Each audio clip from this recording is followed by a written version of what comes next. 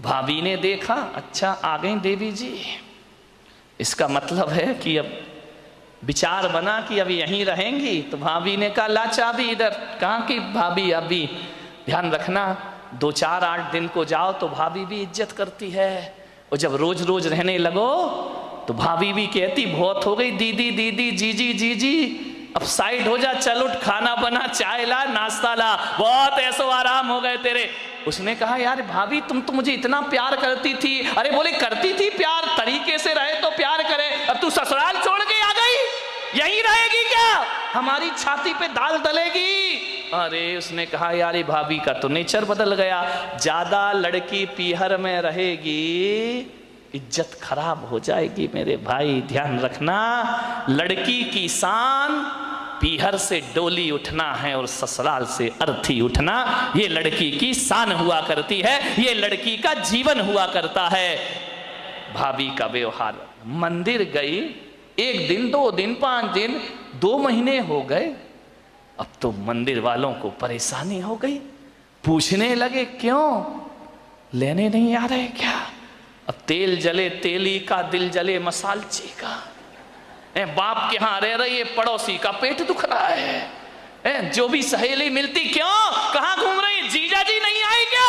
अरे उसने कहा सत्यानाश हो वो जीजा का, ना मुझे ससुराल में रहने दे रहा है ना पीहर में रहने दे रहा है। जहां जाए, शादी में जाए, पार्टी में जाए, कहीं भी जाए, हर कोई पूछे क्यों लेने नहीं आ रहे, छोड़ दिया क्या। अरे उसने कहा यहां जीना तो और भी हरा, मेहमान पूछे, रिश्तेदार पूछे, जो देखो वो टोके, ससुराल नहीं जाती है, 3 महीने हो गए, झगड़ा चल रहा है क्या, कुछ अनबन है क्या। अरे उसने कहा मैं तो मर गई, वहां से गई, हम आसमान से गिरी और खजूर पे। ध्यान रखना, ये मोहल्ले वाले नहीं जीने देते हैं, ध्यान रखना, इनको बड़ी परेशानी हो जाती है, क्यों नहीं जा रहे। अब मंदिरों में एक ही चर्चा, फलाने सेठ की लड़की ससुराल नहीं जा रही है, लगता है कि छोड़ दिया है, लगता है कि तलाक की तैयारी है। अरे हमें तो मालूम था ये ऐसा ही है, ये कहीं भी रहने वाली। अरे उसने कहा ये तो मेरा जीना हराम हो गया, 3 महीने में पूरे मोहल्ले ने उपद्रव मचा दिया। बोले सेठ जी ये लड़की जाती नहीं है क्या। अब सेठ क्या बोले, सेठ एक दिन उदास बैठी थी झरोखे पर, सेठ ने कहा बेटी बड़ी दुखी दिख रही। बोली करूं क्या पिताजी, मैं ससुराल बिल्कुल नरक है, और यहां शादी के बाद क्या आ गई कि मेरी इज्जत ही मिट्टी में मिल गई। जो देखो मुझे शक की निगाह से देखता है, जिससे बात करो, जैसे ही बात करो पहला प्रश्न होता है जीजा जी कहाँ है। अब वो जीजा ने तो मेरा जीना हराम कर दिया है, इससे अच्छी तो पिताजी मेरी शादी ही नहीं होना थी।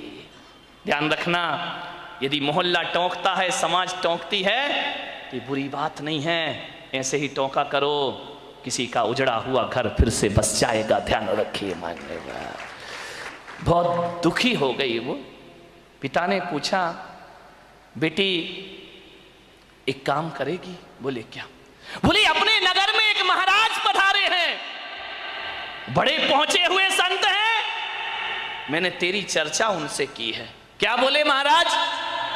बोले पहले सुन ले शांति से, उन्होंने मुझे एक मंत्र दिया है, यदि इस मंत्र की मैं साधना करूं, मंत्र का जाप करूं, तो 6 महीने में ससुराल तेरी मुट्ठी में आ जाएगी। मुट्ठी में आ जाएगी। बोले अब लड़की चाहती क्या है, इनको सबसे बड़ा दुख क्यों है कि किसके अंडर में मैं रहूं।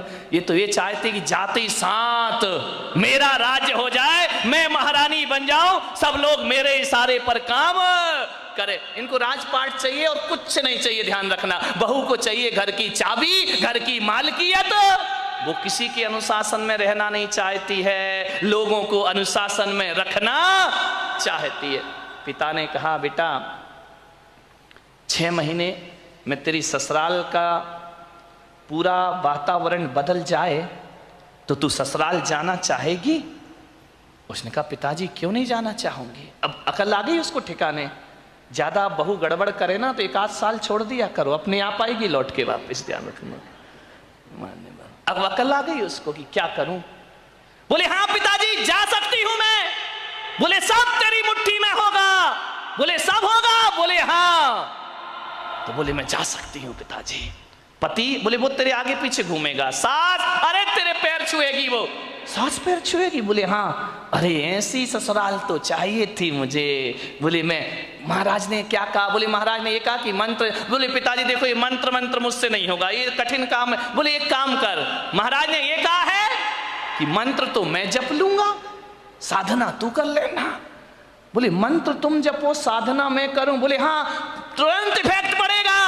तो बोले पिताजी मुझे क्या साधना करना है? बोले साधना तुझे इतनी करना है कि 6 महीने किसी को जवाब मत देना, किसी को भी कोई कुछ भी बोल दे, 6 महीने जवाब मत देना, और 6 महीने किसी से अकड़ना मत, झुक करके जीना, ईमानदारी से काम करना। बोल तैयार है? बोले पिताजी तैयार हूं, बस 6 महीने ना? बोले हाँ। उससे ज्यादा तो नहीं? बोले नहीं, उसके बाद ससुराल मेरी मुट्ठी में। अरे बोले तुरंत मुट्ठी में। वो बोले नहीं हुई तो बेटा अपना घर है, वापिस आ जाना। गया, तैयार हो गई, पिता ले गया ससुराल में। जैसे ही पहुंचा सबने देखा, फिर आ गई ये आफत की जान है। कोई नहीं बोला इनसे, ना ननन ने बोला कि भाभी आ गई, ना देवर ने बोला भाभी आ गई, ना जेठ ने बोला बहू आ गई। पति ने कहा फिर आ गई कलमुही इस घर को बर्बाद करने। गुस्सा तो इतना आया उसे, लेकिन पिता ने कहा साधना, ध्यान रख, कुछ भी मत बोल। 6 महीने गई, पिता ने छोड़ा। सास से बोला कि बहन जी ये रखिए इसको, बदल गई। बोले ये क्या बदलेगी? वापिस ले जाओ इसको, मैंने मना किया था ना कि हमारे यहां मत भेजना। एक मौका तो हर किसी को दिया जाता, इसको देने का प्रयास करिए। सास ने कहा ठीक है। गई, सुबह उठी, 8 बजे उठती थी, 6 महीने मुझे 6 बजे उठना है। उठी, गई, सासू के पैर पड़े। अरे सास ने कहा ये क्या है, ये पैर पड़ रही मेरे। बोले अम्मा जी आशीर्वाद दो कि आज का दिन सुख शांति से बीते, शुभ बीते। तुम आशीर्वाद दे दो तो सुख शांति। सास खुश हो गई तो फिर तो शांति शांति है। बोली अम्मा जी आशीर्वाद दो मैं सबको खुशियां बांट सकूं। अम्मा ने कहा यार ये बोल क्या रही है? ठीक ठीक बेटा आशीर्वाद। जा रही थी, एक पैर की चोट लगी, कांच का गिलास फूट गया। ससुर ने कहा अंधी है क्या, दिखता नहीं है तुझे? आते ही 7 उपद्रव शुरू हो गए तेरे। जब तक नहीं थी बड़ी शांति थी, गिलास फोड़ के रख दिया। अब गुस्सा इतना आया, उसने कहा बुढ़े यदि मेरा बाप मंत्र नहीं जप रहा होता तो गिलास तेरे सिर पे फूटता, लेकिन अब मैं कुछ बोल नहीं सकती हूं, मजबूर हूं। क्या बोलूं? पिता का चेहरा याद आया। बेटा कुछ जवाब नहीं देना। चुप रह गई। बोली पिताजी गलती हो गई, कल से ध्यान रखूंगी। बाप ने कहा यार ये गलती हो गई, इसके मुंह से तो गलती शब्द हमने सुना ही नहीं है। एक कहते थे तो 100 जवाब देती थी, 1000 जवाब। आज कह रही गलती हो गई। उसने कहा बुढ़े रुक जाओ, 6 महीने बाद तुझे नहीं इस घर से निकाला मैंने तो मेरा नाम भी, कौन बोला झांसी की रानी नहीं है। ध्यान रखना, विचार करिए। एक बात ध्यान रख, बस 6 महीने, इसका जवाब तुझे 6 महीने बाद दूंगी मैं, ध्यान रखना। गई सुबह से नाश्ता बना रही, चाय बना रही, सास के कान में आवाज गई। उसने अपनी बेटी से कहा बेटी देख रसोई में इतने सुबह सुबह कौन गया है, कोई बिल्ली इल्ली तो नहीं है? ननन ने कहा बिल्ली नहीं है, ये अपनी वाली बिल्ली है। तो बोले कर क्या रही है? बोले नाश्ता बना रही है।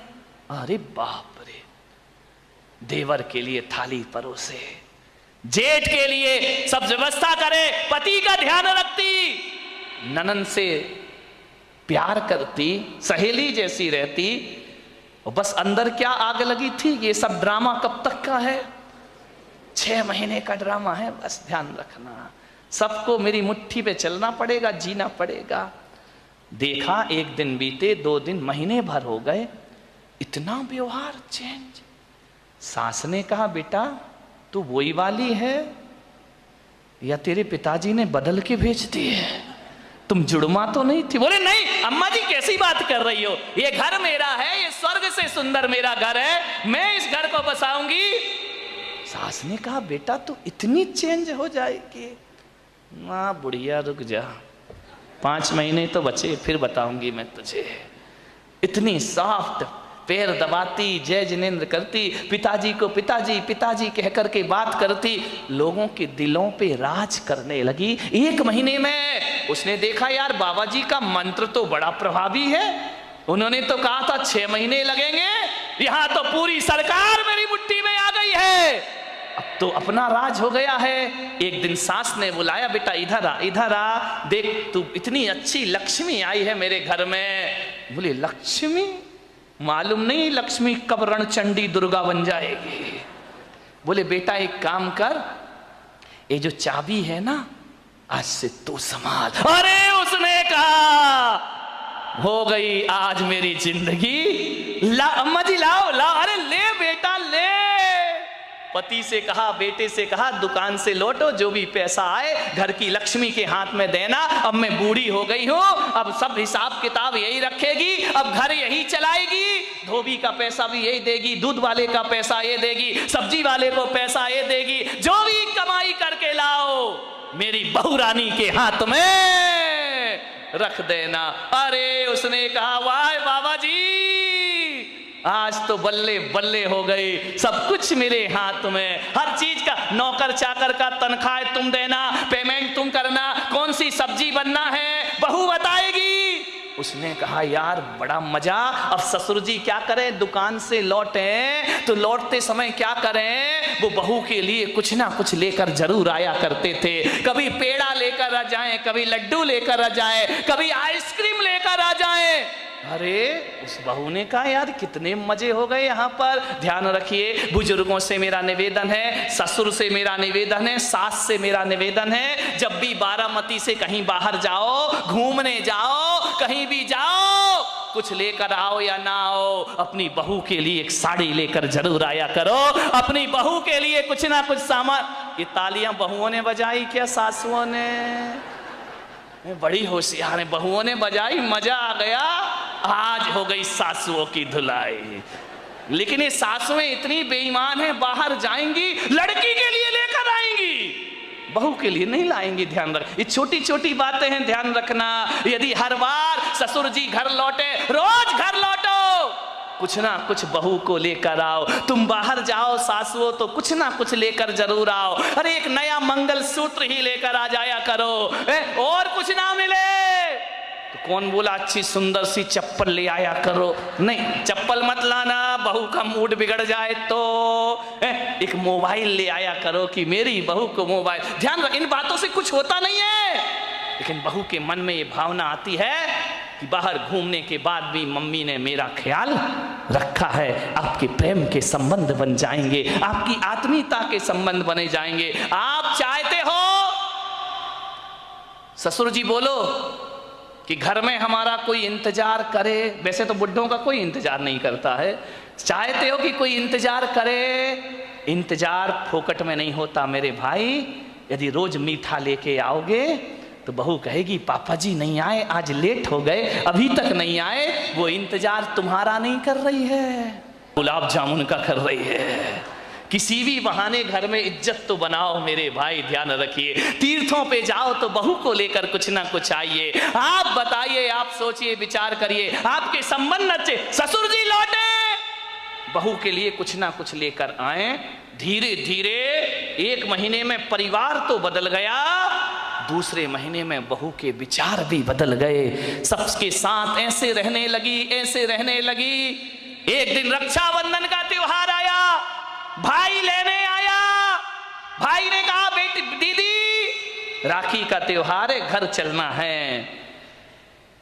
तो मालूम है बहू क्या बोली? मेरी मम्मी से पूछ लो। जब पहली बार नजारा क्या था, भाड़ में जाए वो डायन, आज क्या कह रही है? मेरे पिताजी से पूछ लो, मेरी मम्मी से पूछ लो। भाई ने कहा ये तू ड्रामा कर रही है, हकीकत का मामला है। बोले चुप बैठ, पूछ के आजा। गया, अम्मा जी दीदी को ले जाऊं। अरे बेटा कहां ले जा रहा है? बोले रक्षाबंधन है। बोले बेटा त्योहार है तो मैं मना नहीं कर सकती, लेकिन जब से तेरी बहन इस घर में आई है स्वर्ग जैसा वातावरण हो गया है।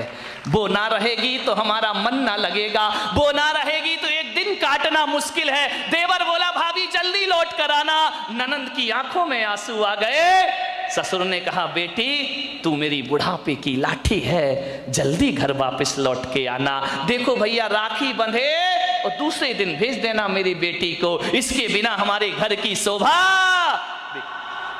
भाई ने देखा ये बात, गई घर पीहर। जैसे ही पहुंची पिता ने पूछा बेटी ससुराल कैसी है? बोले एकदम स्वर्ग पिताजी। अरे बोले वो नरक थी ना? अरे नरक नरक नहीं, बिल्कुल स्वर्ग है। और बोले पिता बेटा ये बता तेरा वो राक्षस ससुर। यार पिताजी तुम मेरे ससुर को राक्षस मत बोलो, देखो इतने अच्छे हैं, कभी तुम्हारी याद तक नहीं आती है जब तक उनके साथ रहती हो। मेरा जीवन बदल गया पिताजी। अरे बोले वो डायन सास। अरे इतना प्यार तो मम्मी नहीं करती जितना प्यार मुझे मेरी सास किया कर। अरे बोले वो आवारा देवर। बोले आवारा मत बोलो पिताजी, अब मुझे बुरा लग जाएगा। बुरा लग जाएगा? बोले हाँ लक्ष्मण की तरह मेरा देवर है, दिन भर भाभी भाभी भाभी भाभी करते रहता है। अरे बोले वो चुगली करने वाली ननंद। चुगली नहीं, इतनी सम्मान और इज्जत आज मुझे पता चला ससुराल में जाके कि घर में एक छोटी बहन का होना भी बहुत जरूरी हुआ करता है। बिल्कुल बहन सहेलियों जैसी रहती है। और बोले पिता बेटा वो तेरा धूर्त मूर्ख जेठ अरे बड़े भाई का रोल अदा करता है पिताजी। और बोले वो राक्षस वो तेरा यमराज पति। बोले देखो पिताजी अब बर्दाश्त नहीं होगा, यमराज यमराज कहोगे, भला है बुरा है जैसा भी है मेरा पति मेरा देवता है। अरे बोले वो LLB पड़ोसी, उनके जैसे पड़ोसी पिताजी दुनिया में ढूंढने जाओ तो मिलने वाले नहीं है। बाप ने बेटी को छाती से लगा लिया और कहा शाबाश बेटी, आज तूने अपने बाप का माथा ऊंचा कर दिया है, आज तूने अपने पिता को गौरव दिला दिया है। आज मैं समझ रहा हूं कि आज मेरी जिंदगी का सबसे अच्छा दिन है कि मेरी बेटी का घर स्वर्ग बन गया है। बेटियों से निवेदन है यदि आप खुश रहोगी ना तो पीहर में माँ बाप भी खुश रहेंगे। ध्यान रखिए उनके जीवन में भी वो आनंद बरसेगा। क्या चाहते हैं एक माँ बाप कि हमारी बेटी को सुखी रहे, इसका ध्यान रखिए। ससुराल में यदि आपने व्यवहार बिगाड़ा तो माँ बाप की आंखों में आंसू आएंगे। सास ससुर रोएं या ना रोएं, माँ बाप सुबह सुबह कर आंसू बहाएंगे। ध्यान रखिए। एक जीवन बदल दिया उस लड़की ने। लड़की ने पूछा कि पिताजी एक बात बताओ, वो मंत्र कौन सा जप रहे थे तुम जिसकी मैं साधना कर रही थी? बोले बेटा हकीकत में बताऊं तो मैंने कोई मंत्र नहीं जपा। तो फिर इतना असर कैसे हो गया? बोले मेरे जाप से असर नहीं हुआ बेटे, तेरी साधना से तेरा जीवन बदल गया, परिवर्तित हो गया है। तूने जवाब नहीं दिया, सबका सम्मान किया, इस कारण तेरा घर स्वर्ग बन गया है। बोले अच्छा पिताजी। बोले बेटा व्यवहार बदलने से वही घर स्वर्ग हो जाता है जो कभी नरक में परिवर्तित हुआ करता है। ध्यान रखिए व्यवहार बदलना है। अकेली बहू व्यवहार ना बदले, सासुओं को भी अपनी जिंदगी बदलने का प्रयास करना चाहिए। यदि बहू आपको इज्जत देती है, सम्मान देती है, तो सास को भी मां जैसा प्यार देने का प्रयास करना चाहिए। ऐसा ना हो कि मेरे प्रवचन से बहू बदल जाए और सास ललिता पवार बन करके खड़ी हो जाए। ध्यान रखिए नहीं, फिर मेरा प्रवचन कोई असर नहीं करेगा। यदि बहू सीता जैसी है तो तुम ललिता पवार मत बनो, मेरी अम्माओ, जगत जननी जगदम्बाओ, निरूपा राय बन जाओ और अपने घर को स्वर्ग बनाने का